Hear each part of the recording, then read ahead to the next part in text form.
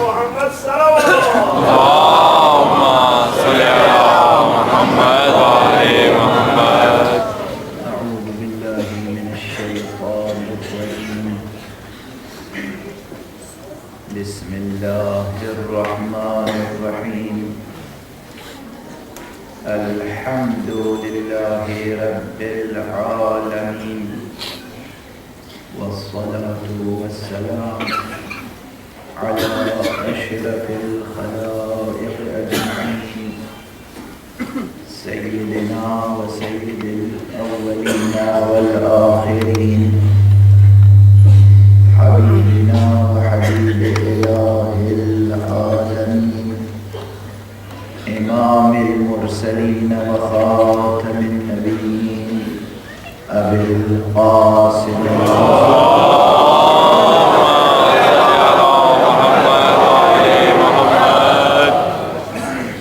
وعلى أهل بيته الطيبين الطاهرين الهداة المهديين المعصومين المظلومين، واللعنة الدائمة على أعداء الدين أجمعين.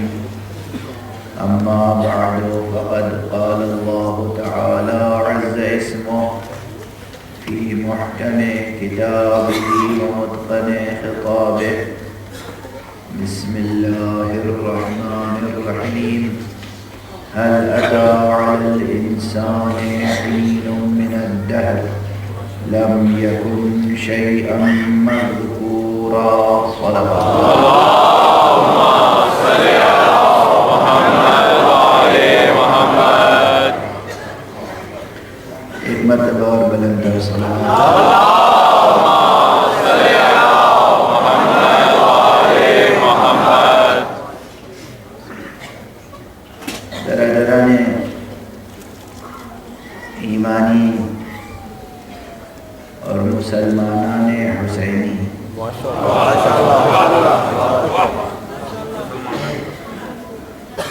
قرآن حکیم کے سورہ مبارک دہر کو میں نے اس مرتبہ موضوع گفتگو قرار دیا.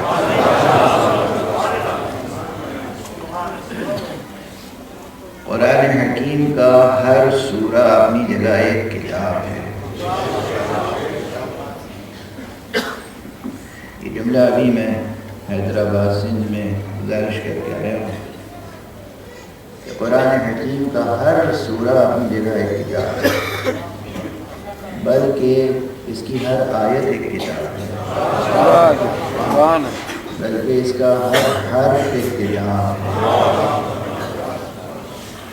الف لام میم 3 حرف نہیں، 3 کتابیں ہیں.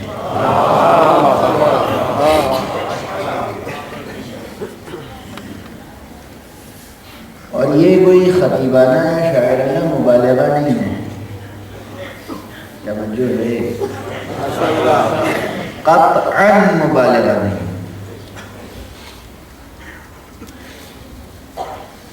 اگر واقعاً تفسیر کا ذوق پیدا ہو جائے اور تعبیر کی راہیں نظر میں ہوں،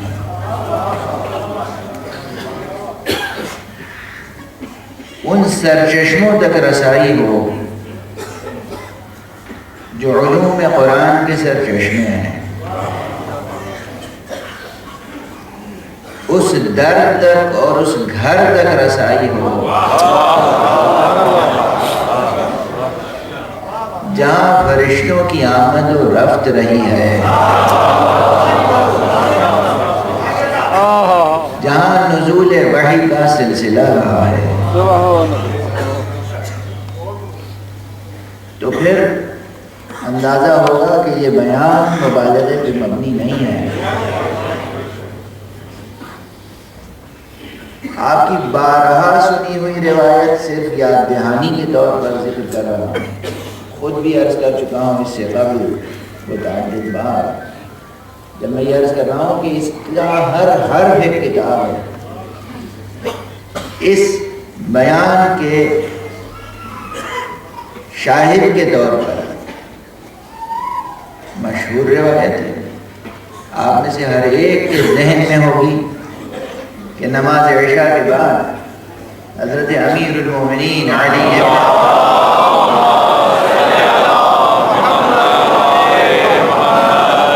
علیہ السلام نے حضرت ابن عباس سے پوچھا تمہیں الحمد کے معنی معلوم ہے؟ کس کے؟ الحمد۔ کوئی اور ہوتا تو کہتا جی کیوں نہیں معلوم، مگر کم سے کم ابن عباس حضرت علی کے رکاب میں اٹھے بیٹھے تو تھے، اس لیے انہوں نے فرمایا اللہ کا رسول اور اس کا وصی بہتر جانتا ہے۔ علم ہمیشہ عاجزی سے حاصل ہوتا ہے، تکبر علم کی راہیں بند کر دیتا ہے۔ علم ہمیشہ عاجزی سے حاصل ہوتا ہے، اللہ کا رسول اور اس کا وصی بہتر جانتے ہیں۔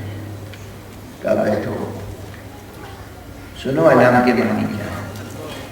حضرت ابن عباس کا فرمانا ہے کہ شب گزر گئے، سحر ہو گئے، اور حضرت صرف الف و لام کے معنی بیان کرتے ہیں۔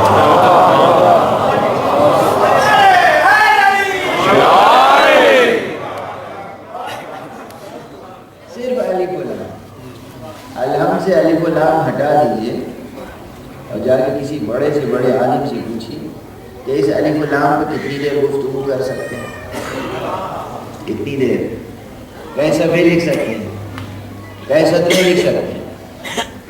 بالنحو میں الف و لام کی کتنی قسمیں ہیں؟ الف لام عہدی ہوتا ہے، اور الف لام جنس ہوتا ہے، اور الف لام استغراق ہوتا ہے، اور پھر معانی و بیان میں الف لام کے کتنے پہلو ہیں، کتنے معانی، اور سب سمیٹ لیں۔ کئی صفحہ لکھ سکتے ہیں، کئی منٹ گفتگو کر سکتے ہیں، کئی گھنٹے گفتگو کر سکتے ہیں، شب بھر نہیں کر سکتے۔ اور وہ بھی دیکھیں گفتگو کا معیار ہوتا ہے، کبھی آپ کسی مبتدی سے گفتگو کر رہے ہیں، جب کسی بالکل مبتدی سے گفتگو ہوتی ہے تو بڑے مطالب کو تحلیل کر کے تفصیل کے ساتھ الف بے کی طرح سمجھانا پڑتا ہے، اس میں وقت لگتا ہے۔ جب کوئی فاضل طالب علم ہو، وہاں لکھا ہو، پہلے سے کچھ علم ہو، اسے کچھ معلومات ہو، اس سے پھر اس انداز سے گفتگو نہیں ہوتی، بلکہ اصطلاحوں میں گفتگو ہوتی ہے۔ اصطلاحوں کی کیفیت یہ ہوتی ہے کہ کئی کئی صفحوں کا مضمون ایک چھوٹی سی اصطلاح میں ہوتا ہے۔ واضح ہے؟ گفتگو کرنے والے امیر المومنین ہیں، سننے والے ابن عباس، کیا مکتبی گفتگو ہو رہی ہوگی؟ اس کے باوجود اگر شب بھر مطالب بیان کرتے رہے تو یہ دلیل ہے میرے اس قول کی کہ قرآن مجید کا ہر حرف ایک کتاب ہے۔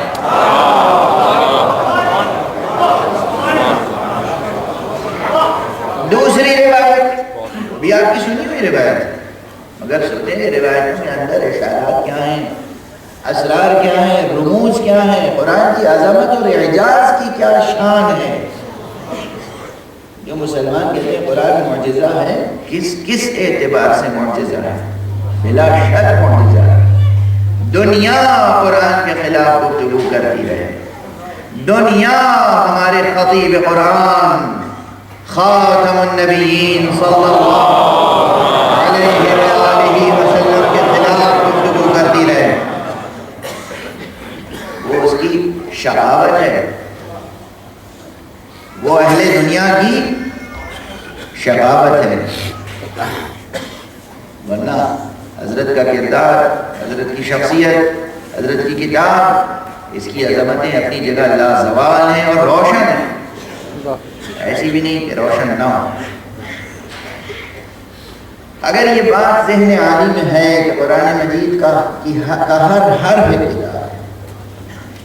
تو پھر ظاہر سی بات ہے، میں نے کہہ تو دیا کہ اس مرتبہ میں نے سورہ مبارکہ دہر کو موضوع بنایا ہے، مگر سورہ مبارکہ دہر کی تفسیر کے لیے ایک دہر چاہیے.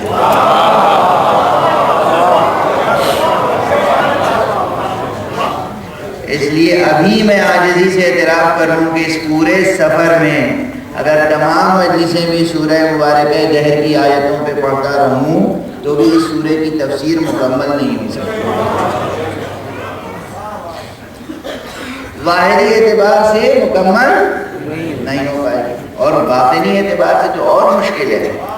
لیکن ہاں ایک سراغ ضرور ہے. اگر انسان کا دل آئینہ، اس دل میں محبت ہو قرآن کی، اس دل میں محبت ہو جان قرآن کی، اس دل میں محبت ہو ذات قرآن کی،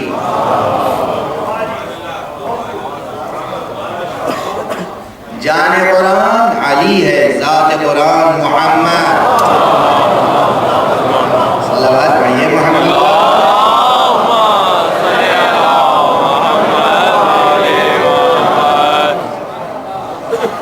اگر انسان کے دل میں قرآن کی محبت ہے، جان قرآن کی محبت ہے، ذات قرآن کی محبت ہے، اگر مقام ختم نبوت سے اسے وابستگی ہے، اگر مقام ولایت سے اس کی وابستگی ہے اور سچی وابستگی ہے تو خود پروردگار لطف فرماتا ہے. مقام ختمی مرتبت لطف ہوتا ہے، وہاں سے مقام ولایت سے لطف ہوتا ہے. قرآن خود اپنے قاری سے ہم سخن ہوتا ہے. اور اس لیے یاد رکھیے کہ زبان عربی جاننے کی شرط نہیں ہے. اجمالاً یہ نقطہ پہلے بھی عرض کر چکا ہوں تشویق کی خاطر، لیکن یہ صرف تشویق کی خاطر نہیں ہے. عربی آپ کو آتی ہو یا نہ آتی ہو، یہ عذر نہ کیجیے گا کہ ہمیں عربی نہیں آتی تو قرآن کے اوپر. بعض حضرات بلکہ بہت سے حضرات یہ عذر لاتے ہیں کہ ہمیں عربی زبان نہیں آتی تو قرآن پڑھنے سے کیا فائدہ، انگریزی ترجمہ پڑھ لیں اس کا. جب ہم کسی سے کہتے ہیں لوگ آتے ہیں مشکلات لے کر، اور ظاہر سی بات ہے کہ ہم جیسے طالب علموں کے پاس اکثر مشکلات ہی لے کے آتے ہیں. بڑے سے بڑے جو دوسروں کے لیے خود مشکل بنے ہوئے ہوتے ہیں وہ بھی اپنی مشکلوں کو حل کرنے کے لیے رات کے پردے میں ہم جیسے فقیروں کا در کھٹکھٹاتے ہیں. کوئی آیت، کوئی دعا، کوئی ذکر، کوئی ورد، بتائیے یہ مشکل ہے ایسے آسان ہوگی. میں اکثر تجویز کرتا ہوں، عرض کرتا ہوں کہ بھائی سورہ مبارکہ یاسین پڑھیں، قلب قرآن سورہ یاسین.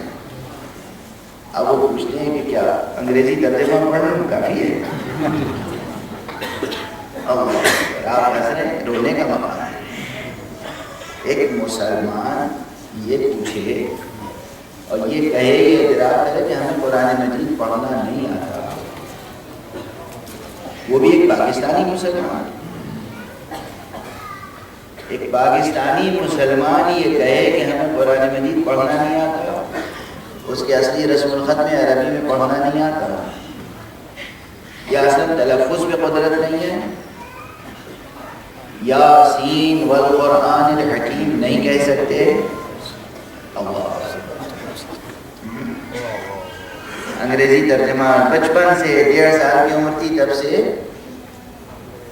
انگریزی اسکول میں ڈال دیا گیا اور ساری زندگی انگریزی ہی زبان میڈیم آف انسٹرکشن بنی رہی اور ماشاءاللہ بڑے بڑے مراتب پہ پہنچ گئے.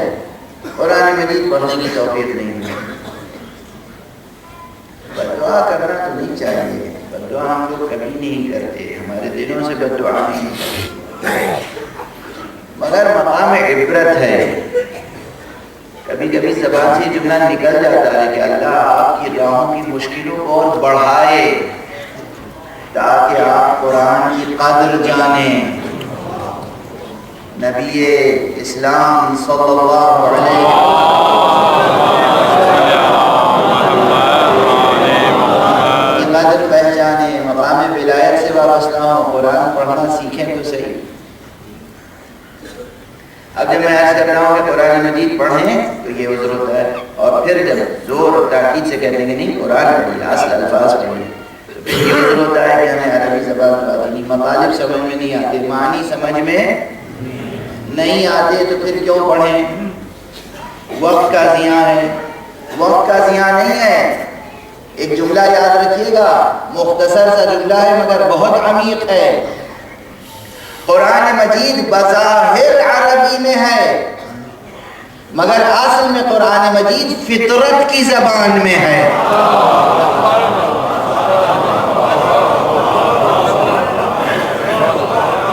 قرآن مجید اللہ کی وہ کتاب ہے جو زبان فطرت میں ہے۔ اگر واقعاً قرآن مجید سے محبت ہے، ادب تلاوت قرآن کے ساتھ، ادب تلاوت قرآن کے ساتھ، محبت مصطفیٰ صلی اللہ علیہ وآلہ وسلم کے ساتھ، محبت علی ابن ابی طالب کے ساتھ اگر آپ قرآن مجید تلاوت کریں گے تو یہ قرآن خود اپنے آپ کو، اپنے معانی کو آپ کے اوپر منکشف کرتا چلا جائے۔ پھر قرآن کی آیتیں ایک خاص انداز سے آپ کے قلب پر تجلی کریں گی۔ تجربہ کر کے دیکھیے، اور جب تجلی کریں گی تو کیفیت کیا ہوگی؟ چاہے آپ بیان نہ کر سکیں مگر سمجھ لیں گے،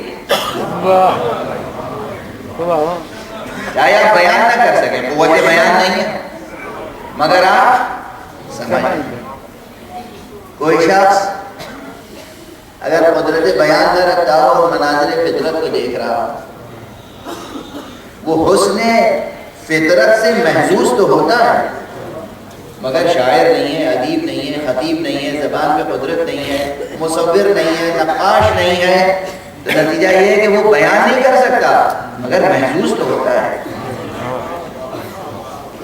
اور فرما رہے ہیں محظوظ ہوتا ہے۔ یہی کیفیت قرآن مجید کی ہوتی ہے۔ اگر انسان قرآن مجید کو محبت کے ساتھ، ادب کے ساتھ، عشق کے ساتھ، ولایت کے ساتھ، وفا کے ساتھ تلاوت کرے تو قرآن مجید کے معانی اس کے چشم قلب پر آشکارا ہوتے ہیں، اور پھر یہ ہوتا ہے کہ قرآن سمٹ کے نقطے میں آ جاتا ہے۔ صلوات پڑھ لیجیے۔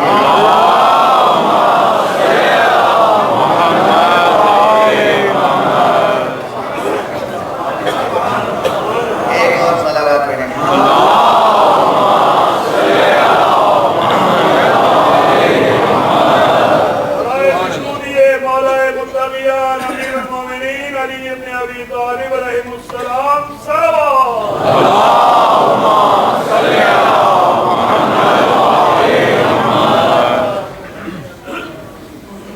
ایک جملہ اور عرض کر دوں، حیدرآباد میں کہہ کے آیا ہوں لیکن جملہ ضروری ہے۔ آخر ممبر پر آتا ہوں، آپ حضرات انتظار فرماتے ہیں، میں سمجھتا ہوں کہ کوئی ایسا نسخہ بھی تو دیکھ جانا چاہیے جو عملی نسخہ ہو۔ میں کوئی بڑا نسخہ نہیں دینا چاہتا، کوئی بوجھل بڑا تھکا دینے والا جس میں وقت زیادہ صرف ہو۔ یہی نسخہ میں نے وہاں عرض کیا ہے، حیدرآباد میں وہی عرض کر رہا ہوں۔ یہ دنیا دار غفلت ہے، یہ دنیا خود دار غفلت ہے، یہ غفلت کا گھر ہے۔ اچھے اچھے یہاں غافل ہو جائیں، غافل ہو جائیں۔ اس لیے بیدار وقتوں میں اپنا نام لکھوانے کے لیے کیا کیا جائے؟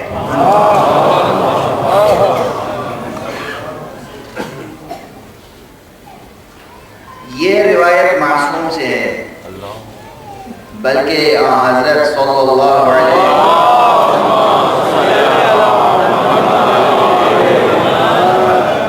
حضرت نے فرمایا کہ جو شخص سونے سے پہلے ہر شب قرآن پاک کی 10 آیتیں پڑھے، کتنی؟ 10، 10, 50 نہیں, 100 نہیں, 1000 نہیں, 10 آیتیں پڑھیں. اللہ سبحانہ و تعالیٰ اپنے لطف و کرم سے اس کو غافلوں کی فہرست سے کاٹ کر بیدار بختوں کی فہرست میں لکھ دیتا ہے. کتنا آسان نسخہ ہے. اب آپ سب پریشان ہوں گے کہ ہمیں تو 10 آیتیں بھی نہیں پڑھنی آتی. تو میں اور آسان کر دوں اس کا. الحمد کا سورہ تو سب کو یاد ہوگا. یاد ہے نہیں؟ الحمد کے سورے میں کئی آیتیں ہیں؟ 7. قل واللہ بھی یاد ہوگی. قل واللہ میں کئی آیتیں ہیں؟ 4. بسم اللہ ملا کر 5. اچھا 7 4 7 5 10 سے تو زیادہ ہو گئے.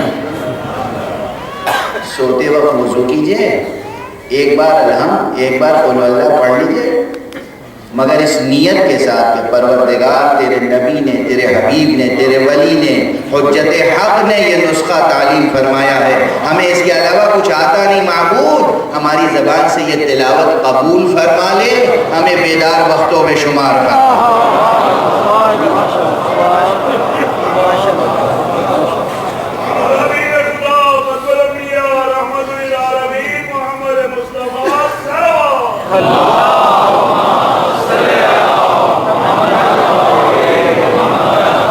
کتنا آسان نسخہ ہے. مشکل ہے؟ کر سکتے ہیں نہیں؟ کر سکتے ہیں نا. کریں گے کہ نہیں؟ کل سے آسان. یہ بات ہے. جب بھی آپ طے کریں گے کل سے کریں گے تو وہ کل کبھی نہیں آئے گا. آج سے جب آپ جائیں. دیکھیے ابھی تو ہم تمہید میں ہیں. اب انہوں نے 8 بجے مجلس شروع کرنے کا وقت رکھا ہے نا, ختم کرنے کا وقت تو نہیں ہے. مجھے اطمینان سے پڑھنے دیجیے. ایک صلوات پڑھیے.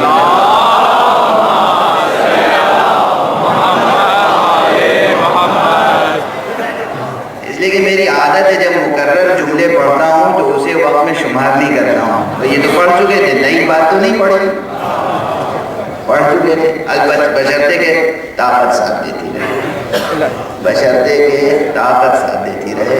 ایک صلاح پڑھیں گے.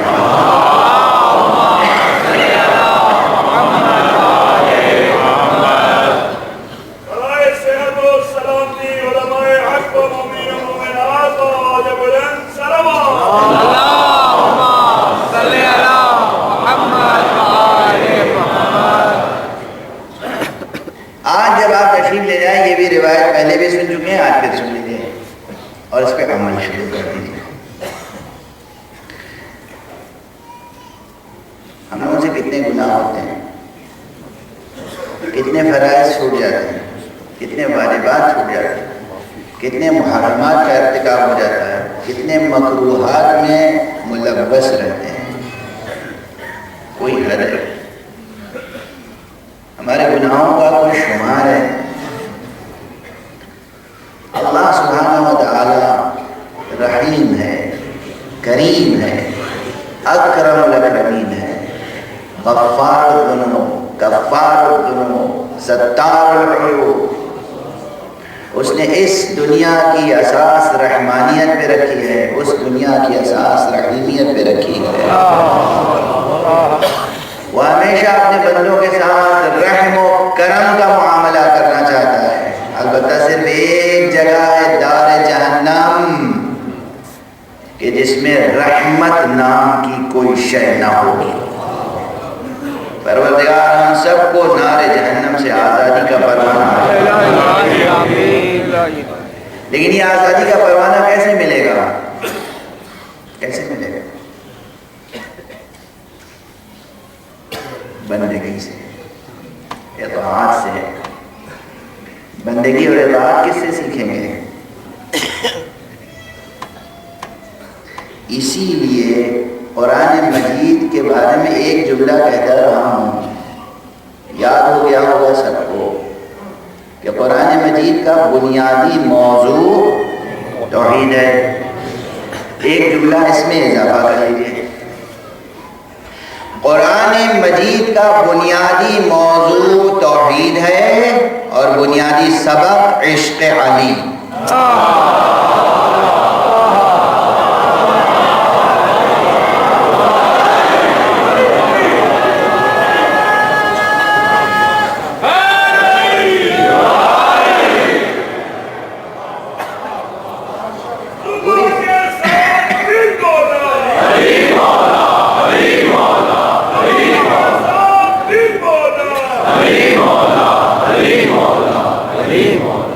بندہ 1000 سال عبادت اگر کرے، بندہ 1000 سال اچھا انہیں پڑھ لینے دیجیے، اس کے بعد کوئی نہیں پڑھے گا. ضرب قدر کوہ احد راہ حق میں دے، اور 1000 حج بھی ہوں پا پیادہ اس نے کیے، راہ حق میں شہید بھی ہو ظلم و جور سے، حب علی کی میں نہیں جس دل کے جام میں جنت کی بو نہ پہنچے گی اس کے مشام. خدا آپ کو جزائے خیر عطا فرمائے. یہ جملہ میں اسی ممبر سے پہلے کہہ چکا ہوں. ہمارا تعلق ابد سے ہے، لکھنؤ اور اس کے مضافات سے. ہمارے یہاں ایک وقت میں مجلس میں ایک ہی ذاکر ہوتا ہے.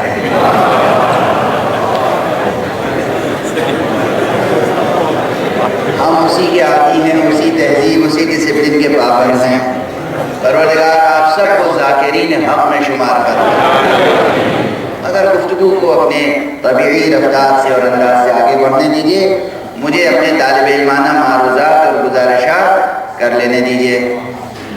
جو کچھ عرض کر رہا ہوں وہ آپ کو خوش کرنے کے لیے نہیں کہہ رہا ہوں. یہ ذہن عالی سے نکال دیجیے. جو گزارش کر رہا ہوں قرآن مجید کی روشنی میں عرض کر رہا ہوں. موضوع قرآن ہے توحید، لیکن لیسن کیا ہے، سبق کیا ہے، درس کیا ہے عملی؟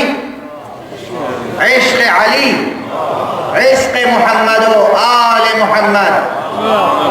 اصل میں ہے عشق محمد و آل محمد، لیکن ہم اس کا خلاصہ کہتے ہیں عشق علی. اس لیے کہ اگر عشق علی پیدا نہیں ہوا تو عشق محمد معتبر نہیں ہوگا.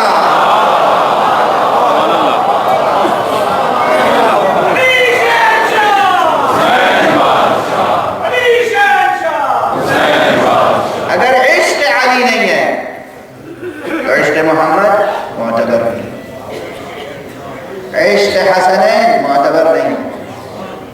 عشق علی معیار ہے، کانٹے کی ترازو.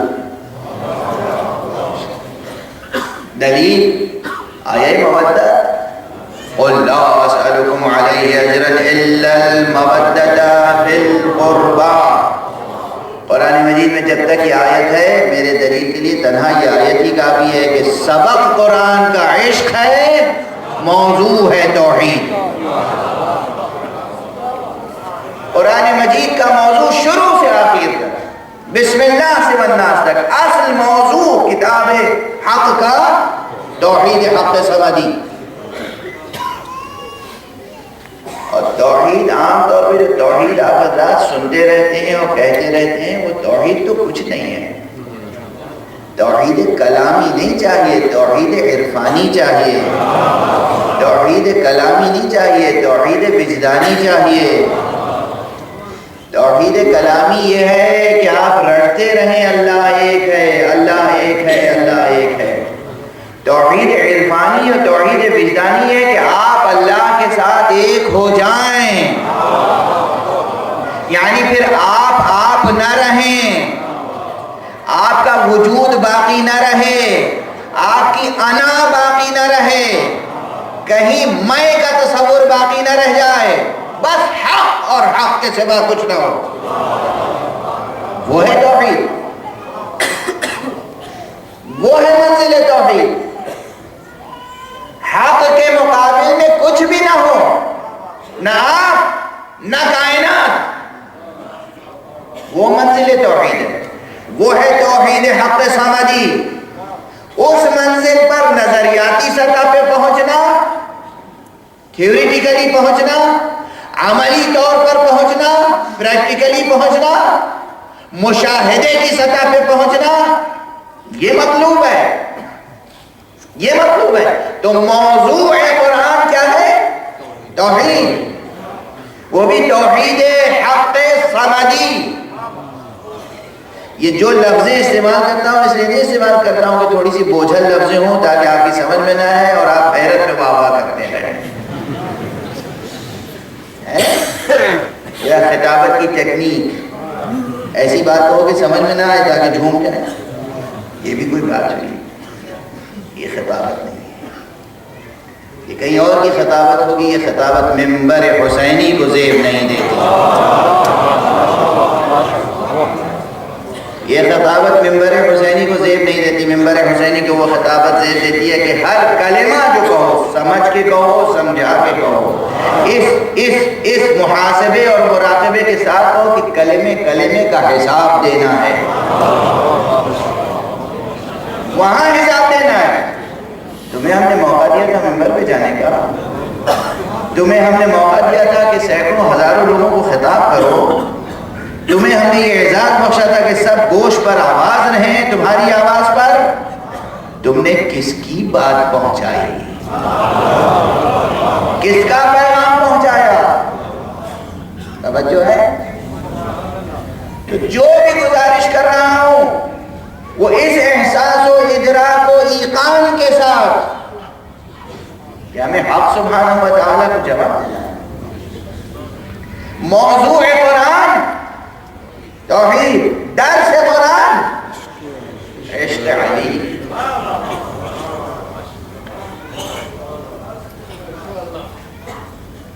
عشق علی کے بغیر کچھ نہیں ہونے والا ہے. کوئی شاعری نہیں.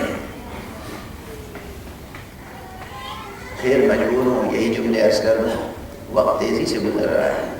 بات تمہید میں. آپ نماز پڑھتے ہیں، روزہ رکھتے ہیں، حج کرتے ہیں، زکوٰۃ دیتے ہیں، خمس ادا کرتے ہیں، انشاءاللہ جہاد کرتے ہیں، مجاہدہ کرتے ہیں، اعتکاف کرتے ہیں، مراقبہ کرتے ہیں، معاملات میں احکام الہی کی پابندی کرتے ہیں، میراث ادا کرتے ہیں، حدود و تعزیرات کو نافذ کرتے ہیں. یہ سب ایک مسلمان کی دنیا ہے.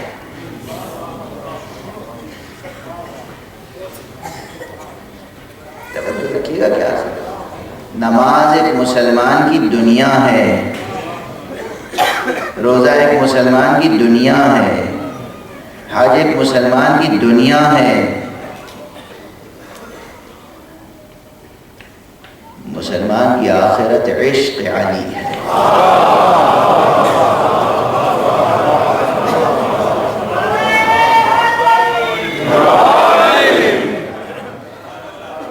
دنیا نہیں پہچانتی علی کون ہے. اب کیا کروں اس وقت؟ یا تو تکانے سفر ہے یا کوئی بات ایسی ضرور ہے کہ وہی جملے زبان پہ آتے چلے جا رہے ہیں جو کہہ چکا ہوں. اس لیے یہ سب مائنس کر دیجیے گا حساب میں وقت کے. ذہن سے مائنس نہ کیجیے گا. ذہن سے مائنس نہ کیجیے گا. عشق امیر المومنین، عشق علی ابن ابی طالب، ذات علی ابن ابی طالب، ذوات مقدسہ ائمہ اطہار، ان کی حقیقت سے دنیا واقف نہیں ہے. ان کی حقیقت سے دنیا واقف نہیں ہے. اسی لیے میں عرض کر رہا ہوں کہ ان کی حقیقت کو عام زبان میں سمجھنے کی ضرورت نہیں ہے، ایمان کی زبان میں سمجھنے کی ضرورت ہے. زبان کی ڈکشنری الگ ہوتی ہے، ایمان کی ڈکشنری الگ ہوتی ہے. ایمان کی ڈکشنری میں سعادت کے معنی ہے حب علی، شقاوت کے معنی ہے بغض علی. ایمان کی ڈکشنری. اور یہ بھی ظاہر سی بات ہے کہ حالانکہ آج کل تو کوئی تقریر ایک جگہ کرو تو دوسری جگہ پہنچ ہی جاتی ہے. قبل سے کہ ہم پہنچیں تقریر پہنچ جاتی ہے. میں نے عرض کیا تھا کہ زبان یہ یوں ہی تھوڑی کہہ دیا میں نے زبان کی ڈکشنری اور ایمان کی ڈکشنری. یہ گویا خطابت ہے، لفظوں سے کھیل رہے ہیں؟ نہیں. زبان کی ڈکشنری کوئی لکھتا ہے تو اس میں ہر لفظ کے آگے دوسرا وہ مترادف کلمہ لکھتا ہے جس سے اس کے معنی کی طرف اشارہ ہو جائے. وہ معنی کی طرف اشارہ کرنے کے لیے جو مجازن جیسے ہم کہتے ہیں کہ معنی لکھتا ہے، معنی بیان کرتا ہے، اس کے لیے سند اور شاہد لاتا ہے. کسی لفظ کے معنی لکھے گا تو جو لغت نگار ہے اسے سند پیش کرنا ہوگی. یہ معنی آپ نے اس لفظ کے کہاں سے لکھی ہے؟ اہل زبان سے سند لاتے ہیں. مثلا اردو کی ڈکشنری لکھ رہے ہیں آپ کے یہاں ماشاءاللہ اس ملک میں بہت بڑی ڈکشنری لکھی گئی، تاریخی اصول پر اردو لغت ترتیب دیا گیا، اور ماشاءاللہ میرا خیال ہے کہ 30-32 جلدیں یا اس سے بھی زیادہ ضخیم جلدیں ہیں. اس میں ہر لفظ کے معنی لکھنے کے ساتھ سند میں، شاہد میں، یا کسی شاعر کا شعر ہے یا کسی نثر نگار کا جملہ کہ بھئی کوئی لفظ خودی کے کئی معنی ہیں، ہر معنی کے لیے سند درکار ہے.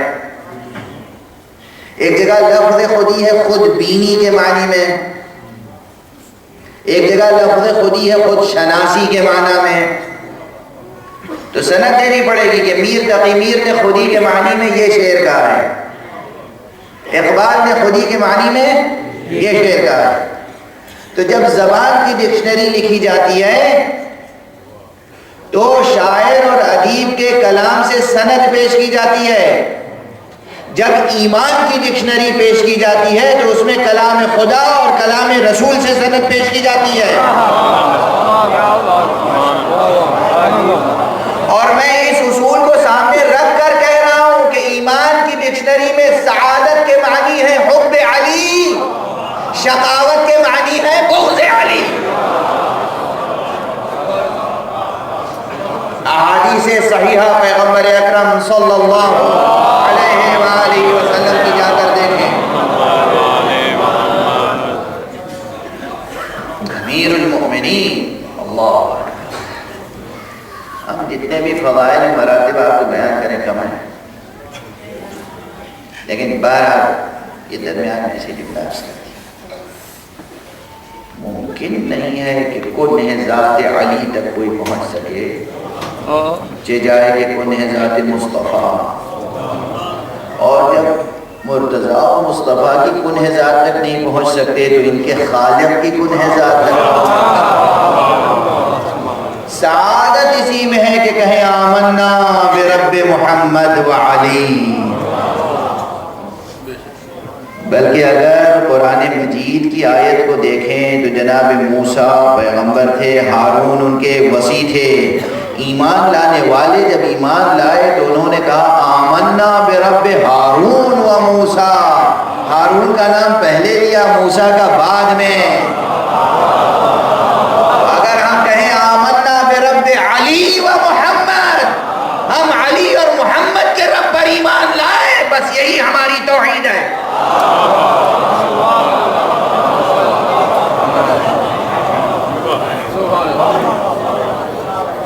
اگر اہل توحید ہے تو کس پہ ایمان لانا ہے؟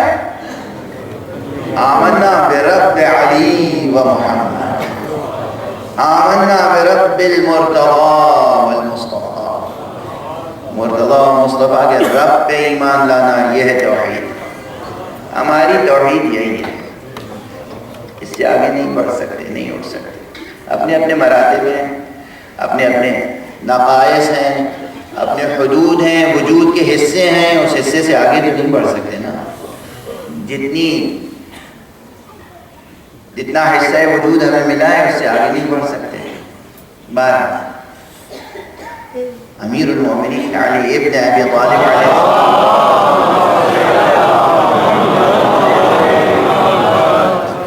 اور ان کی نسل پاک سے جو سلسلہ چلا ہے، امام حسن، امام حسین، امام زین العابدین، سید الساجدین، جن کی تاریخ شہادت کی مناسبت سے یہ مجلسیں ہیں، امام باقر علیہ السلام، امام صادق علیہ السلام، امام ابراہیم علیہ السلام، امام رضا علیہ السلام، امام نبی علیہ السلام، امام نبی علیہ السلام، امام علیہ السلام، حضرت حجت علیہ السلام،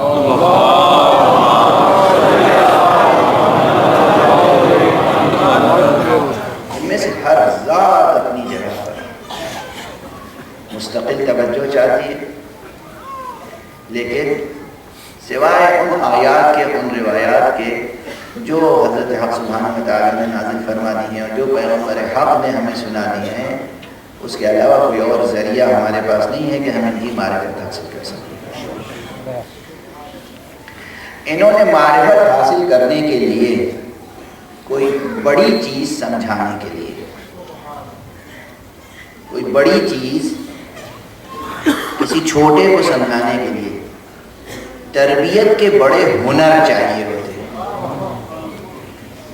توجہ رکھیے گا، شاید اس بحث میں بڑی عمیق گتھیاں سلجھ جائیں۔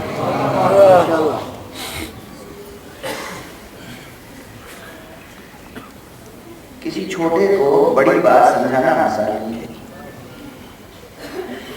اب ایک ذرا سی درست مثال ہے، کہہ سکتے ہیں ذرا سی بار گراں نیت خاطر کا سبب ہوگی۔ ایک نابالغ بچے کو ایک بالغ کی کیفیت سمجھا سکتے ہیں آپ؟ کچھ بھی کر لیں آپ، کیسے ہی عظیم شاعر ہوں، کیسے ہی عظیم خطیب ہوں، کیسے ہی عظیم ادیب ہوں، کیسے ہی قلمکار ہوں جدید اصطلاح میں، کچھ بھی ہو آپ، کتنی ہی قدرت سخن ہو آپ میں، مسلط ہو تمام اسالیب پر، معجز بیان ہو آپ، معجز رقم ہو آپ، کچھ بھی ہو، نابالغ کو بالغ کی کیفیت سمجھا نہیں سکتے۔ پوری ڈکشنری اڑیل دیں، سمجھ میں نہیں آ سکتی۔ ایک بات، دونوں انسان ہیں، ایک بالغ کی کیفیت نابالغ کو نہیں سمجھا سکتے تو معصومین کے مراتب غیر معصوم کو کیسے سمجھا سکتے؟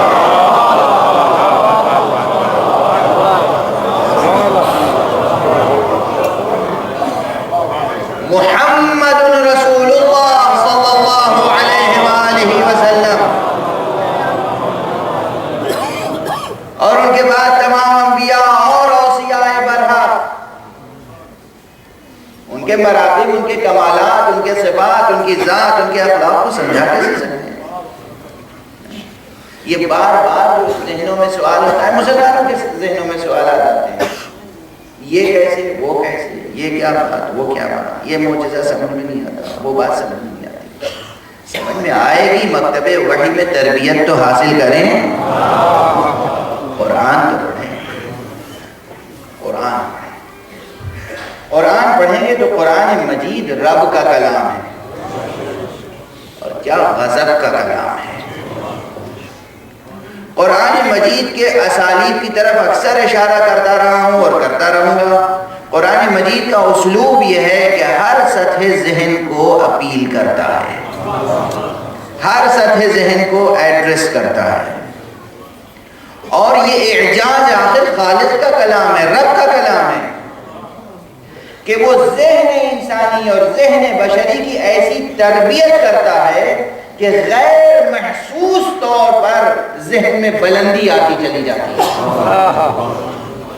زمین پر رہتے ہوئے عرش کی باتیں سوچنے لگتا ہے، زمان کے حصار میں رہتے ہوئے لازمانی حقائق کی جستجو کرنے لگتا ہے، مکان میں مقید ہو کر لامکانی سراغ حاصل کرنے لگتا ہے۔ قرآن مجید کے اسلوب میں یہ اعجاز ہے۔ مثلا یہی مقام کوئی معمولی مقام ہے، هل أتى على الإنسان حين من الدهر لم يكن شيئا مذكورا، کہ اس میں کہا کیا گیا ہے، مضمون کیا ہے؟ یہ آیت سوال کے اسلوب میں ہے،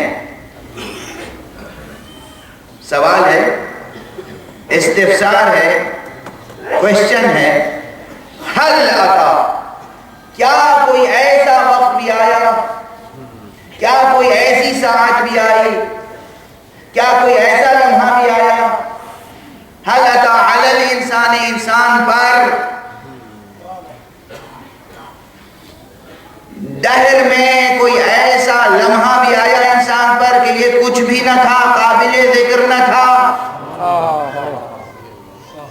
حل اتی علی الانسان حین من الدہر لم یکن شیئا مذکورا قابل ذکر شیء نہ تھا سب سے پہلے گفتگو میں یہاں پر یہ چھیڑنا چاہتا ہوں کہ یہ آیت اسلوب استفسار میں کیوں سوال کیوں کیا جا رہا ہے اللہ عالم ہے بلکہ علم منحصر ہے ذات حق میں توجہ رکھیں علم منحصر ہے ذات حق میں اللہ سبحانہ و تعالیٰ کے علاوہ کسی کے پاس کچھ علم نہیں ہے جو کچھ ہے اس کا عطا کردہ ہے یہ اور بات ہے کہ کسی کو اس نے کچھ نہیں دیا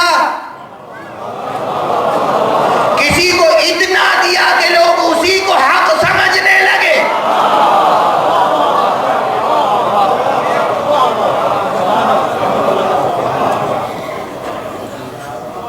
کسی کو کچھ نہیں دیا کسی کو اتنا دیا کہ اسی کو لوگ حق سمجھنے لگے اللہ سمجھنے لگے معبود سمجھنے لگے رب سمجھنے لگے حالانکہ دیا ہوا اسی کا تھا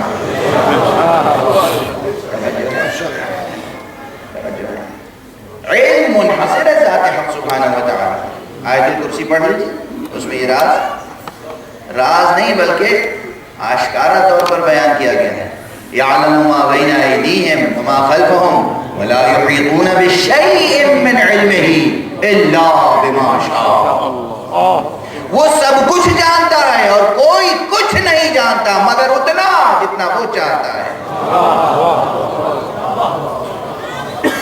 نفس و صریح ہے نا صاف صاف قرآن مجید کا بیان ہے تو اب جو کچھ محمد جانتے ہیں وہ اللہ نے محمد کو عطا کیا صلی اللہ علیہ وآلہ وسلم جو کچھ امیر المومنین جانتے ہیں وہ سب اللہ نے امیر المومنین کو علم عطا کیا اور اللہ جس کا جتنا ظرف ہوتا ہے اتنا عطا کرتا ہے اب اندازہ کرو ان ہستیوں کا ظرف وجودی کتنا ہے اس لیے کہ یہ خود کہتے ہیں اپنے علم کے متعلق کہ ہمیں ما کان و ما یکون کا علم ہے جو کچھ ہو چکا وہ ہم سے پوچھو جو ہونے والا ہے وہ ہم سے پوچھو پوچھو جو چاہے پوچھو قبل اس کے کہ ہمیں کھو دو قبل اس کے کہ ہم تمہارے درمیان نہ رہیں جو اس طرح کہہ رہا ہو اس کا سائے وجودی کتنا ہوگا اس کا ظرف وجودی کتنا ہوگا اس کا دل کتنا بڑا ہوگا اس کی روح کتنی عظیم ہوگی کہ حق نے اپنا علم عطا کر دیا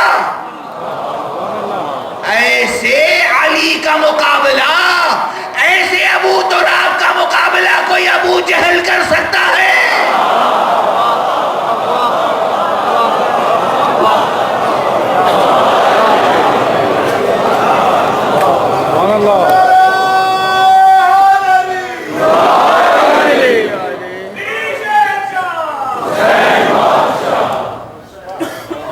اس علی کا مقابلہ کوئی ابو جہل کر سکتا ہے اور کوئی ابو جہل میں کیوں کہہ رہا ہوں ابو جہل ایک تھوڑی تھے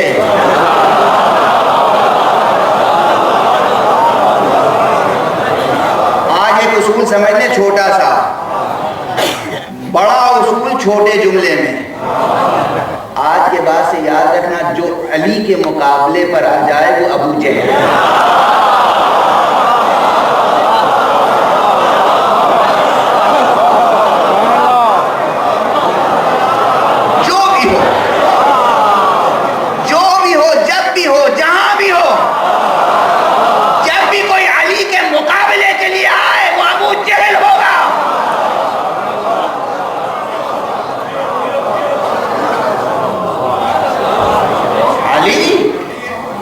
صاحب قول سلونی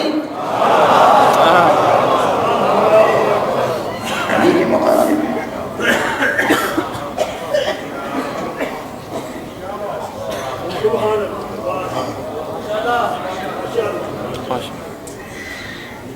بات اس آیت پہ ہو رہی تھی، اس آیت پہ حل آتا کہ یہ آیت اسلوب سوال میں کیوں ہے؟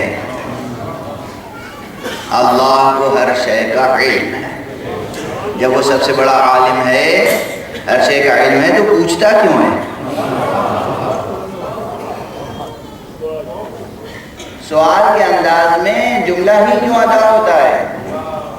اور قرآن مجید اٹھا کے دیکھیے، جگہ جگہ طرح طرح سے سوال ہوتا ہے۔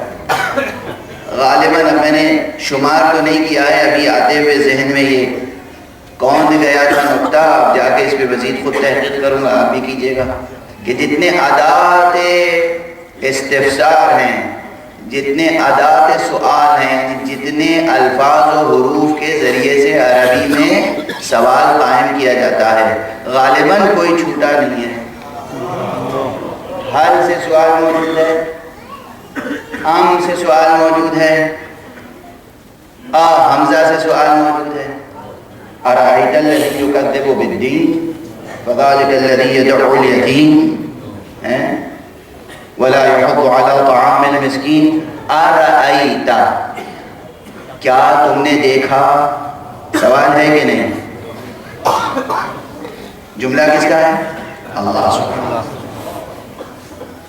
دوسری جگہ ام حسبت ان اصحاب الکہف والرقیم کانوا من آیاتنا عجبا، کیا تم یہ سمجھتے ہو کہ اصحاب کہف و رقیم ہماری نشانیوں میں سے عجیب ترین نشانی تھے؟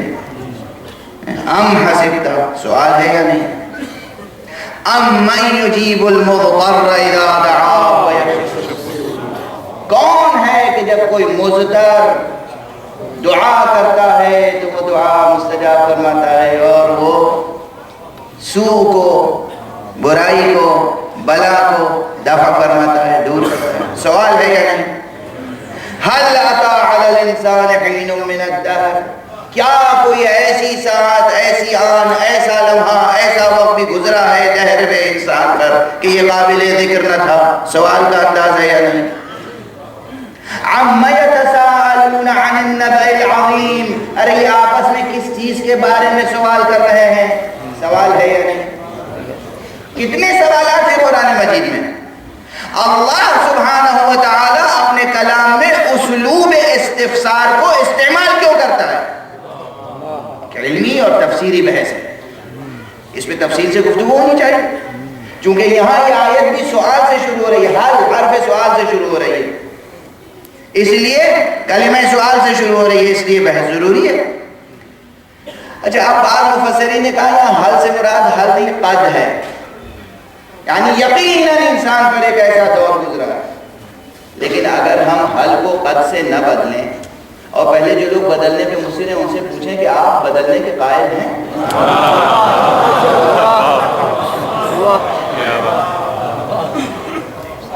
آپ حل کو قد سے تبدیل کرنا چاہتے ہیں، کیوں؟ آخر یہ بھی تو ایک طرح کی تعویل ہے، آپ تعویل کریں تو بجا، ہم تعویل کریں تو غلط، یہ کون سی منطق ہے؟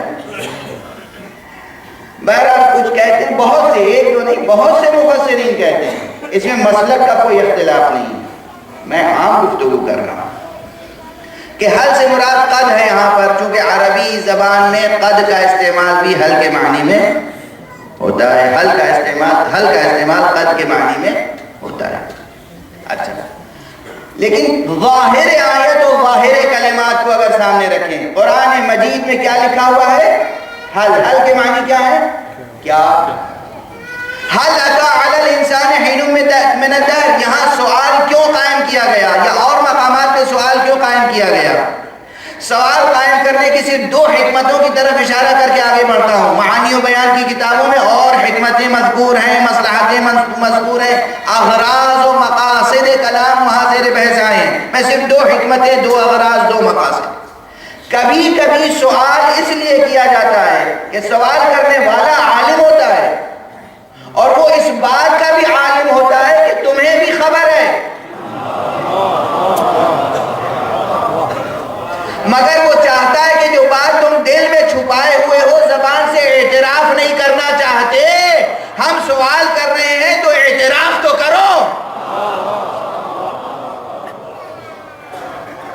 اشتراک کی خاطر. یہ ایک سبب. اسی کے ساتھ ساتھ ایک سبب یہ ہوتا ہے کہ جسے کہتے ہیں استفہام انکاری، کہ دراصل سوال مقصد نہیں ہوتا ہے بلکہ مخاطب کو اس قول کا پابند کرنا مقصود ہوتا ہے.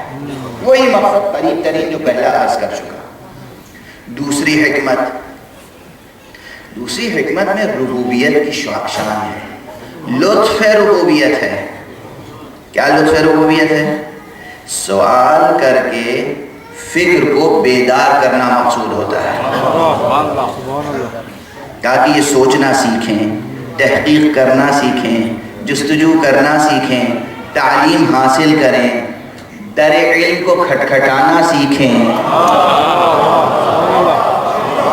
یہ لطف ربوبیت ہے، یہ لطف ربوبیت ہے. یہیں پر ٹھہر کے جملہ کہہ دوں، اس پہ غور کیجیے گا. اللہ سبحانہ و تعالیٰ نے شیطان کو کیوں خلق فرمایا؟ اکثر جوان اور گمراہ فکر رکھنے والے یہ سوال لے کر آ جاتے ہیں اور سمجھتے ہیں کہ مولانا کے پاس اس کا تو جواب ہی نہیں ہوگا، اور ہم اپنے لیے ایک عذر لے آئیں گے.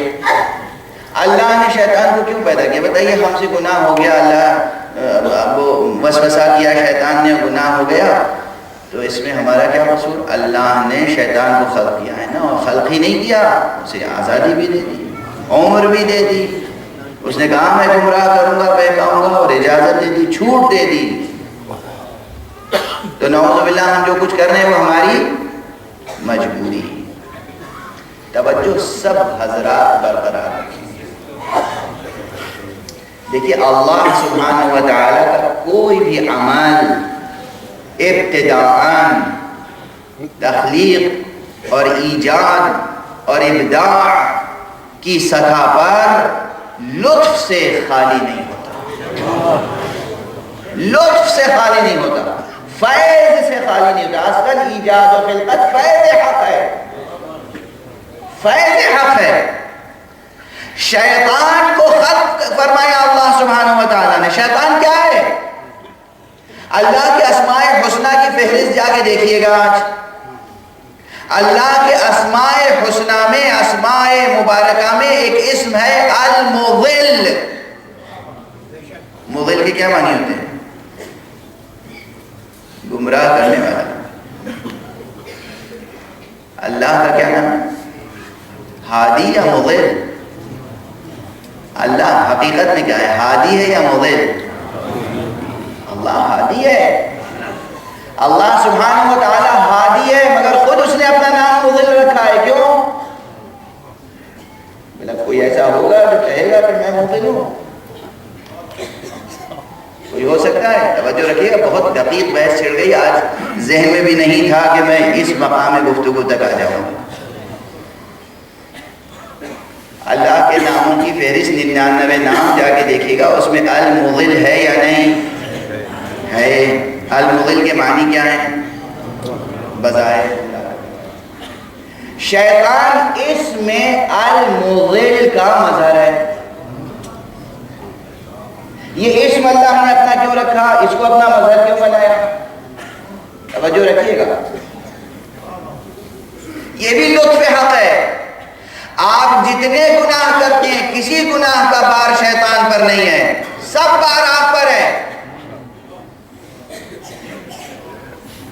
تربیت کا اگر اصول سمجھ لیں، کوئی مستحکم کردار پیدا ہو ہی نہیں سکتا جب تک کہ وسوسوں سے لڑ کے اپنے اندر استحکام پیدا نہ کرے.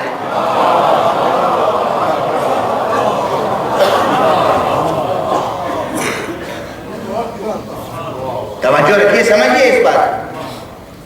آپ کسی بچے کی ذہانت کی پرورش چاہتے ہیں کہ بچہ ذہین ہو، بچہ ذہین ہو، اور آپ اس کا آئی کیو ٹیسٹ کرنا چاہتے ہیں یا ذہانت ٹیسٹ کرنا چاہتے ہیں یا ذہانت کی تربیت چاہتے ہیں. ذہنیت نہیں کہہ رہا ہوں، ذہانت.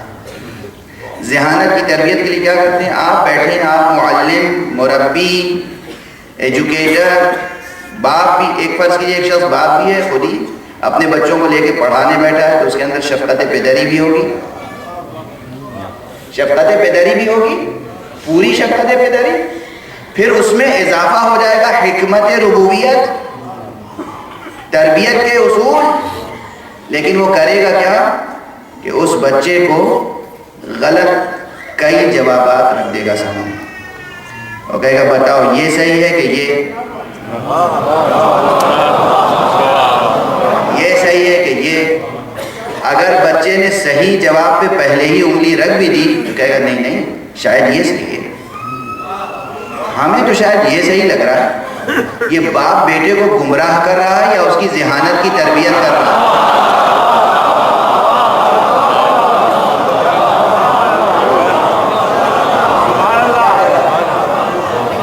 یہ معلم اور باپ یہ بچے کو گمراہ کر رہا ہے، کند ذہن بنا رہا ہے یا ذہین؟ نہیں، یہ ذہین بنا رہا ہے کہ بچپن سے بچے کی ذہانت ایسی پختہ ہو کہ کوئی دھوکہ دینا بھی چاہے تو دھوکہ نہ کھائے اور صحیح نتیجے کی شناخت کرے. اللہ نے شیطان کو صرف اس لیے پیدا کیا کہ روح انسان اتنی مستحکم ہو کہ وسوسے ہوتے رہے مگر وہ حق کی شناخت میں گمراہ نہ ہونے پائے.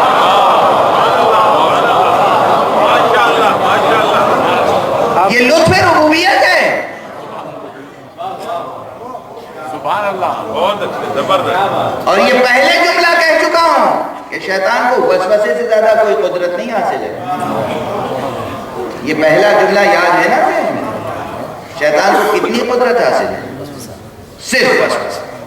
یعنی وہی بات جو ایک باپ بیٹھ کے بچے کے کو وسوسہ کرتا ہے، نہیں نہیں یہ غلط جواب نہیں ہے، یہ صحیح جواب. جو صحیح جواب ہے اسے غلط کہہ رہا ہے، جو غلط جواب ہے اسے صحیح کہہ رہا ہے. کس لیے؟ گمراہ کرنے کے لیے یا ذہانت کی تربیت کے لیے؟ ذہانت کی تربیت کے لیے نا. اللہ سبحانہ و تعالیٰ نے شیطان کو صرف وسوسے کی اجازت دی، اس سے زیادہ نہیں. پرانی مثال ذہن میں ہونی چاہیے. کیا آپ کبھی گھر سے نکلے نماز پڑھنے کے لیے صبح کی تو کبھی ایسا نہیں ہوا کہ معلومہ نکلے تھے مسجد کے ارادے سے اور شیطان نے ہاتھ پکڑ کے میں خانے پہنچا دیا؟ شیطان میں یہ قدرت نہیں ہے کہ کسی کی کلائی پکڑ کے مسجد سے نکال کے میں خانے تک پہنچا سکے. شیطان میں یہ قدرت نہیں ہے کہ آپ کے سامنے رکھی ہوئی سے جگہ ہٹا سکے. شیطان میں یہ قدرت نہیں ہے کہ آپ کے سامنے وضو کا پانی ہٹا سکے. سبحان اللہ، سبحان اللہ. نہیں ہے شیطان میں یہ قدرت، صرف وسوسہ کر سکتا ہے. یہ انسان میں قدرت ہے کہ سامنے کی سے جگہ ہٹا دے.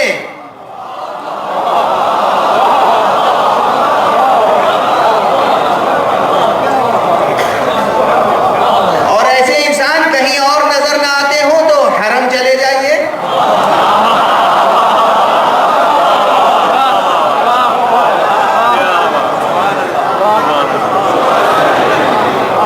مکے جائیے، مدینے، جہاں شیطان نے حاجرہ کو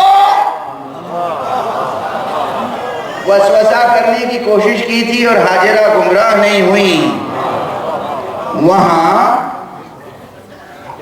ایسے انسان موجود ہے کہ جو آپ کے سامنے سے جگہ اٹھا لیتے ہیں. تو یہ شیطان کو صرف وسوسہ کرنے کی جگہ. اب شیطان کا شکوہ نہ کیجیے اور یہ نہ کہیے گا اللہ نے شیطان کو خلق کیوں کیا. اللہ نے شیطان کو خلق کیا آپ کی تربیت کے لیے.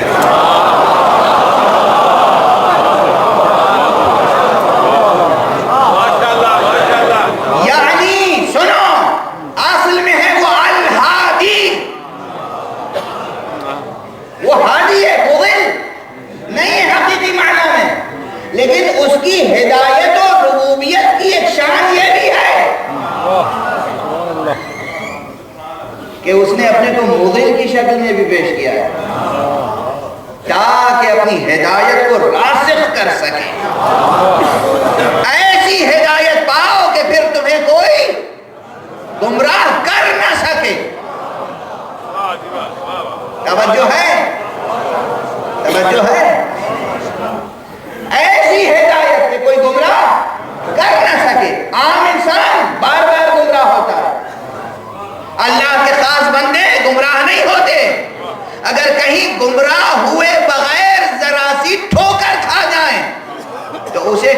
ترک اولا. گمراہ ہوئے بغیر ٹھوکر کھا جائیں وہ ہے ترک اولا. لیکن کچھ ایسے بھی اللہ کے بندے ہیں کہ گمراہ ہونا تو دور کی بات ہے، گمراہ ہونے کا تو تصور ہی نہیں کیا جا سکتا، ٹھوکر کھانے کا بھی تصور نہیں کیا جا سکتا، بلکہ وہ مجسم اس میں مبارک الہادی کا مظہر ہے.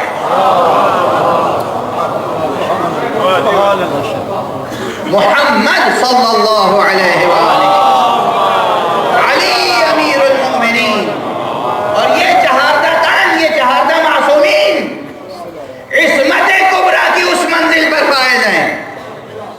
یہ مجسم اس میں مبارک الہادی کا مظہر ہے.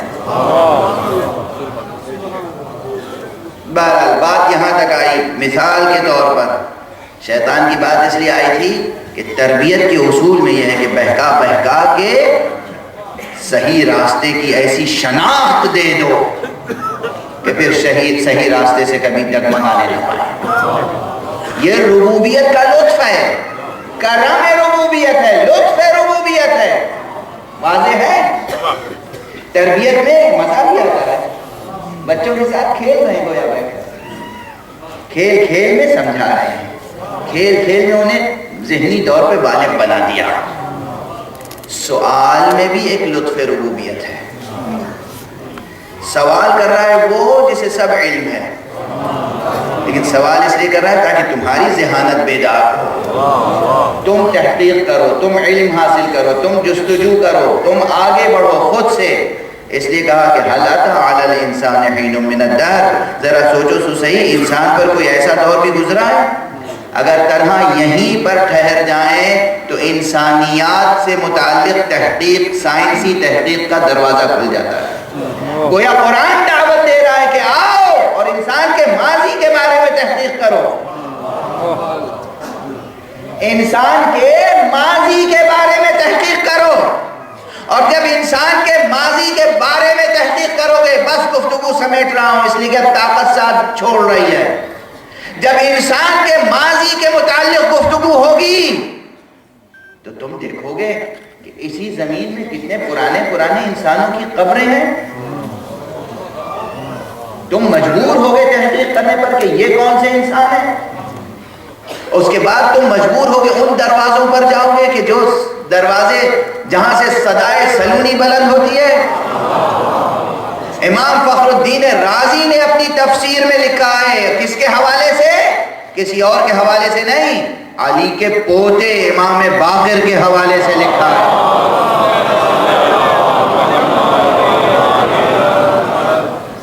کہ امام باقر علیہ السلام نے فرمایا تم ایک آدم کی بات کر رہے ہو، ان آدم سے پہلے ہزار آدم گزر چکے ہیں، 18,000 آدم گزر چکے ہیں. کہیں 18,000 کی تعبیر ہے، کہیں ہزار کی تعبیر ہے. الف آدم. اور یہ بھی بالتعین نہیں کہا جا سکتا کہ الف سے مراد الف ہے، بلکہ یہ بھی صرف ایک عظیم کثرت کی طرف اشارہ ہے. آپ سوچئے کہ علم انسانیات کہاں تک جانا چاہیے. یہ ہمارے مولوی صاحبان جو نہ سائنس جانتے ہیں اور مجبوراً کہہ رہا ہوں نہ دین جانتے ہیں. کچھ ایسے حضرات یہ بلا وجہ سائنسی تھیوریوں کو رد کرتے رہتے ہیں. بس جو کسی سائنسدان نے کہا وہ غلط کہتے ہیں، ہم جو کہتے ہیں صحیح کہتے ہیں. ارے آپ خود قرآن سمجھ سکے ہیں؟ کس سے قرآن سمجھا؟ کسی ابو جہل سے سمجھا یا ابو تراب سے سمجھا؟ یہ آیت حل اتی علی الانسان حین من الدہر، یہ انسان کے ماضی اور انسانیات کی تاریخ اور سائنسی تحقیق کی دعوت ہے. بس گفتگو سمیٹ رہا ہوں. اور جب انسان کے ماضی کی تاریخ پر تحقیق کریں گے تو سوالات مختلف ہوں گے، مختلف جوابات ہوں گے. اب ایک سوال اور ایک جواب نقل کر کے گفتگو آج ختم کرتا ہوں. سوال کسی کے بھی ذہن میں آ سکتا ہے نا. ایک سوال حبیب ابن مظاہر کے ذہن میں آ گیا. بس حضرت حبیب ابن مظاہر امام حسین کے بچپن کے دوست، ساتھی. حضرت حبیب نے یہ روایت اس مرتبہ میں دوسری بار پڑھ رہا ہوں منبر سے، اور اس لیے کہ اس روایت پر مجھے یقین ہے لوگ بحث کریں تو کریں. حضرت حبیب نے مظاہر نے جناب امام حسین سے پوچھا ایو شیء کنتم قبل ان یخلق اللہ آدم علیہ السلام، جب اللہ نے آدم کو خلق نہیں کیا تھا اس وقت آپ کیا تھے؟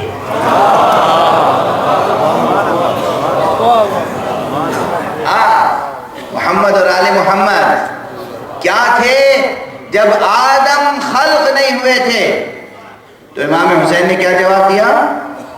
کننا اشباح نور ندور حول عرش الرحمن نعلم الملائکۃ التسبیح والتہلیل والتحمید. ہم نور کے پیکر تھے اور عرش الہی کے گرد طواف کرتے رہتے تھے اور فرشتوں کی تعلیم و تربیت کرتے تھے. ملائکہ کو بتاتے تھے کہ تہلیل کیا ہوتی ہے، تحمید کیا ہوتی ہے، تسبیح کیا ہوتی ہے. گویا جبرائیل کو بتاتے تھے الحمدللہ کے معنی کیا ہیں. فرشتوں کو بتاتے تھے لا الہ الا اللہ کیسے کہتے ہیں. فرشتوں کو بتاتے تھے سبحان اللہ کیسے کہتے ہیں. یہ یہاں تک ذہن کیسے جائے گا جب اس پہ غور تو کریں گے کہ انسان کا ماضی کیا تھا. العطا، انسان پہ کوئی ایسا وقت بھی آیا جب وہ قابل ذکر نہ تھا. جب انسان کے ماضی کی گفتگو ہوگی تو بہت دور تک جائے گی، آدم تک جائے گی. آدم سے پہلے کیا تھا، اس سے پہلے کیا تھا، اس سے پہلے کیا تھا، اس سے پہلے کیا تھا، اس سے پہلے کیا تھا. معلوم ہوگا رب تھا اور رب کے بعد سلسلہ شروع ہوا تو حقیقت محمدیہ تھی. نور مصطفیٰ تھا، نور مرتضیٰ تھا، نور زہرا تھا، نور حسن تھا، نور حسین تھا. یہ حقائق ہیں. اب ظاہر سی بات ہے کہ وقت کے دامن میں گنجائش نہیں ہے تو میں سادہ طور پہ گزارش کر کے عرض کر رہا ہوں. انشاءاللہ بقیہ گفتگو جاری رہے گی. حسین کا یہ جواب اور حبیب کا یہ سوال. اللہ اکبر. بس گفتگو ختم.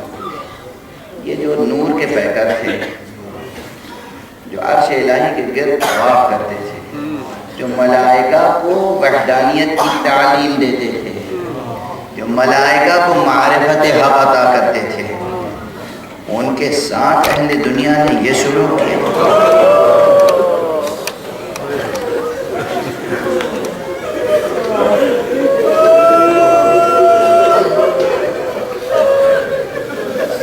پہلی محرم سے مسلسل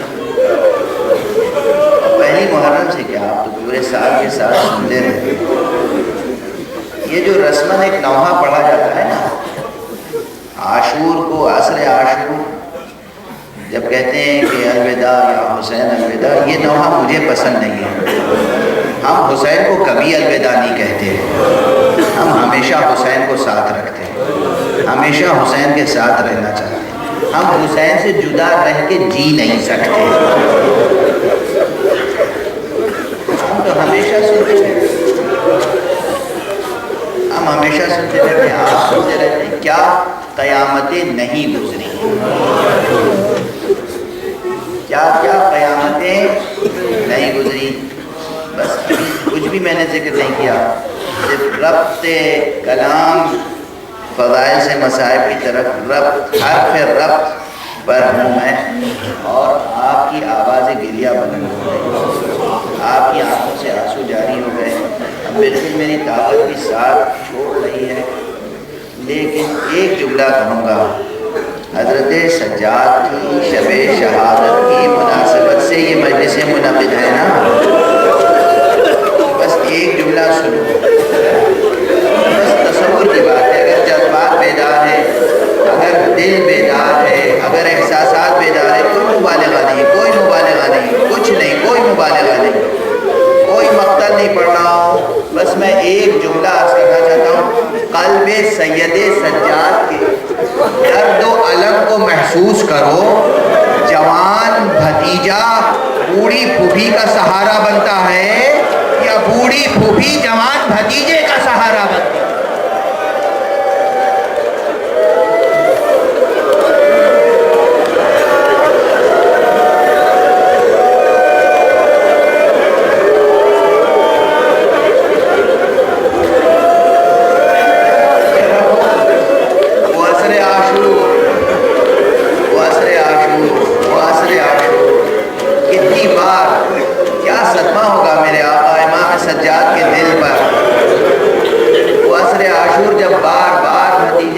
پھوپھی کا سہارا لیا ہے۔ ایک اس وقت جب بابا رخصت کے لیے آئے، غشی کا عالم تھا، غش تھے، آنکھیں بند تھیں، پھوپھی زینب نے شانہ ہلایا، پیشانی کا پسینہ پوچھا، بیدار کیا۔ امام باپ امام حسین سرہانے تشریف فرما ہے، لیکن امام کا اس وقت چہرہ ویسا نہیں جیسا سید سجاد دیکھتے رہے تھے۔ کیوں؟ اس وقت حسین کے چہرے پر اصغر کا لہو لگا۔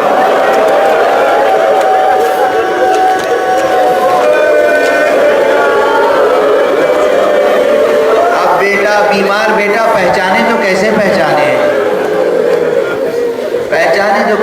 امام کا چہرہ لہو لہان ہے، اصغر علی اصغر کا لہو چہرے پر ہے، ریش مبارک محاسن مبارک کو خضاب کیا ہے اصغر کے لہو سے، اور سر سے پیر تک لہو میں غرق ہیں، قبا پارا پارا ہے۔ اور جناب سجاد پوچھتے ہیں پھوپھی سے یہ کون ہے؟ فرماتی ہے بیٹا بابا حسین۔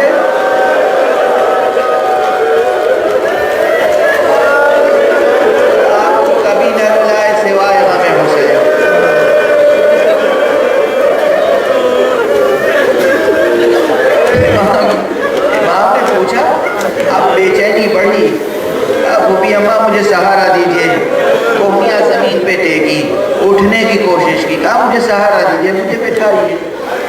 بیوی نے کہا نہیں بیٹا، آرام کرو، استراحت کرو، بابا تم سے رخصت ہونے آئے ہیں، تم سے وصیتیں کرنے آئے ہیں۔ ایک مرتبہ جناب سید سجاد نے پوچھا بابا آپ کبھی تنہا نہیں آتے تھے، اس وقت تنہا کیوں ہے؟ بھائی علی اکبر کہاں ہے؟ چچا عباس کہاں ہے؟ ایک ایک کے بارے میں سوال شروع کیا۔ ایک مرتبہ امام نے ہر ایک کے بارے میں جواب دیا، قتل قتل قتل قتل، بیٹا قتل کر دیے گئے، قتل کر دیے گئے، قتل کر دیے گئے۔ آخر میں کہا بیٹا اب مردوں میں میرے اور تمہارے علاوہ کوئی باقی نہیں بچا ہے۔ یہ جملہ سنا تو سید سجاد نے پھر پھوپھی کی طرف امداد کی نظر ڈالی، پھوپھی اماں سہارا دے، مدد کرے، مجھے اٹھائے۔ کوہنیاں زمین پر ٹیک کر اٹھنا چاہتے ہیں، کہا مجھے نیزہ لا کے دے، مجھے شمشیر لا کے دے۔ پھوپھی نے کہا بیٹا کیا ارادہ ہے؟ امام نے کہا بیٹا کیا ارادہ ہے؟ کہا میں جنگ کرنے کے لیے جاؤں گا، میں بھی چاہتا ہوں آپ کے قدموں پہ جان نثار کروں۔ امام نے کہا بیٹا نسل محمد کو باقی رہنا ہے، تم حجت خدا ہو، میں اسرار امامت تلقین کرنے کے لیے آیا ہوں، تم حجت حق ہو بیٹا۔ یہ بار بار بیٹا پھوپھی سے سہارا لے رہا ہے، مدد لے رہا ہے، مگر اللہ اکبر وہ وقت وہ لمحہ جب حسین بھی شہید ہو چکے تھے، خیموں میں آگ لگ چکی تھی۔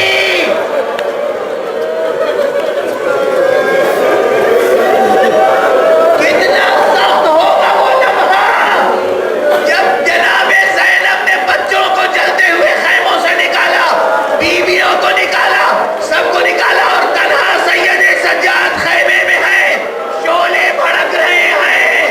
دشمن کا بیان میں دیکھتا تھا، بیوی بار بار بھڑکتے ہوئے شعلوں کے سامنے جاتی تھی، واپس آ جاتی تھی، پھر جاتی تھی، پھر واپس آ جاتی تھی۔ ایک مرتبہ بیوی بھڑکتے ہوئے شعلوں میں داخل ہو گئی، اندر سے نکلی، دیکھا پیٹھ پر ایک جوان ہے۔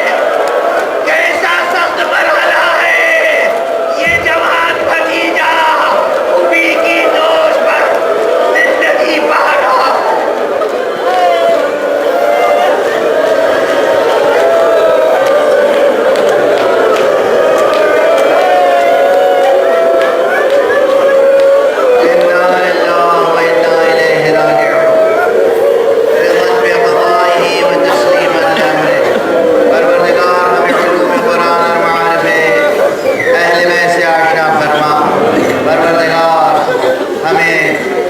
حقیقت توحید سے آشنا فرما، پروردگار ہمیں عشق امیر المومنین کی دولت بیدار عطا فرما، پروردگار ہماری آنکھیں ہمیشہ ہمیں حسین میں اشک بار رہیں، پروردگار ملت اسلامیہ کو تہذیب آل محمد کے سانچے میں ڈال دے۔